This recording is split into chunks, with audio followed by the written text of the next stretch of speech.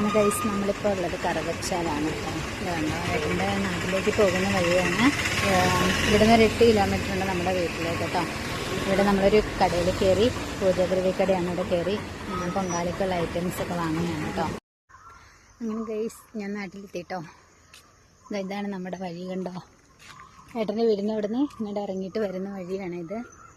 ഇവിടേക്കും പിന്നെ അധികം അതെന്തോ ഒരു സൗണ്ട്, ഈശ്വര, ഒരു എയറോപ്ലെയിൻ പോകുന്ന സൗണ്ടാണ് ഗൈസ് അത്. അങ്ങനെ ഗൈസ് പൂ ഞാൻ പറിച്ചു കേട്ടോ.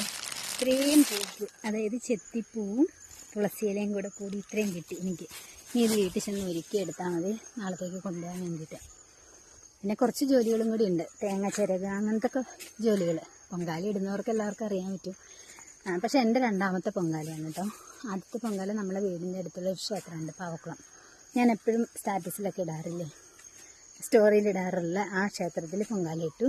ഇപ്പം ചക്കുളത്തുകാവിലെ ആദ്യത്തെ പൊങ്കാലയാണ് കേട്ടോ. അപ്പം അതിന് ഈശ്വര 8 കാലി കയറി പോകുന്നു. അങ്ങനെ ഇവിടുത്തെ ഈ വഴി കണ്ടോ, നല്ല ഇരുട്ടാണ്. ഇവിടെ പെട്ടെന്ന് തന്നെ നേരെ ഇരുട്ടും. കണ്ട 6 മണി കഴിഞ്ഞതേ ഉള്ളൂ. പക്ഷേ ഇപ്പോൾ കറക്റ്റ് ടൈം 6:04 ഉള്ളൂ. പക്ഷേ ഇത് കണ്ടോ, ഇവിടുത്തെ അന്തരീക്ഷം എന്ന് വെച്ചാൽ ഇതാ. പക്ഷേ അതിനോടനുസരിച്ച് തന്നെ നല്ല തണുവും ഉണ്ട് കേട്ടോ. ഇവിടെ നിന്ന് അടുത്താണ് കേട്ടോ ശബരിമലയൊക്കെ എന്ന് വെച്ച് കഴിഞ്ഞാൽ ഒരുപാട് ദൂരമൊന്നുമില്ല. ഇവിടുന്ന് ഇവരൊക്കെ മലയ്ക്ക് പോകുന്നതെന്ന് വെച്ച് കഴിഞ്ഞാൽ തലേന്ന് വൈകിട്ട് പോയിട്ട് രാവിലെ തൊഴുതിറങ്ങും. അവിടുത്തെ ഒരു തിരക്ക് കാരണമാണ്, അല്ലെങ്കിൽ പിന്നെ 1-2 മണിക്കൂറുകളൊക്കെ ഉള്ളൂ പോയിട്ട് വരാനൊക്കെ.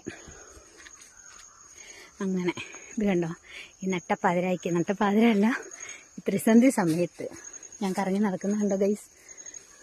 ഇത് കണ്ടോ, എങ്ങനെയുണ്ട് ഇങ്ങനത്തെ ഈ സ്ഥലമൊക്കെ. ഈ സ്ഥലം നിങ്ങൾക്കൊക്കെ ഇഷ്ടമാണോ? ഇത് ശരിക്കും കാടാട്ടോ. ഇതാ ഈ കാട് കണ്ടോ. ഇവിടെ ഒരു പ്രാവശ്യം ഈ റോട്ടിൽ ഇവിടെ ഈ വരണ വഴിക്ക് ഇവിടെ എന്തോ ഒരു പാമ്പിനെ ആരോ കണ്ടു എന്ന് പറഞ്ഞു. നമ്മുടെ മേലത്തെ വീട്ടിലെ ഒരങ്കിളാണ് പറഞ്ഞത്. അതെന്തോ വേറെ വലിയ പാമ്പില്ലേ, അങ്ങനത്തെ ഒരു പാമ്പ്. അപ്പോൾ ഇവിടെ നല്ല അത്യാവശ്യം ഇവിടെ പന്നിയൊക്കെ വരാറുണ്ട്. ഈ കാട്ടുപന്നിയൊക്കെ ഇല്ലേ, അതൊക്കെ വരാറുണ്ട് കേട്ടോ. കാരണം അച്ചച്ചൻ കുറച്ച് കപ്പയൊക്കെ നട്ടു വെച്ചതൊക്കെ മൊത്തം പിഴുത് കഴിച്ചു അത്. അപ്പോൾ അതുപോലൊരു കാട് പ്രദേശം എന്നൊക്കെ പറയാം. പക്ഷെ ഇവിടെ ഫുള്ളിങ്ങനെ റബ്ബറാണ് കണ്ടോ. ഇതാ ഇവിടെ ഒരു വീടുണ്ട്, അതും ഒരു കാടിനകത്താണ്. പിന്നെ ഇത് നമ്മുടെ സ്വന്തം വീട് കണ്ടോ. ഇതാണ് നമ്മുടെ ഭവനം. ഇവിടെ ഒരു ബ്ലാക്ക് കുഞ്ഞ് വെയിറ്റ് ചെയ്തിരിക്കുന്നുണ്ട് കേട്ടോ. ഞാൻ എവിടെയെങ്കിലും പോകുന്ന നോക്കി. ഇതായിരുന്നു ഞങ്ങളുടെ ബ്ലാക്കി മുൻപുള്ള ഡോഗിൻ്റെ കൂട്. അത് കണ്ടോ, ബ്ലാക്കി അമ്പാടി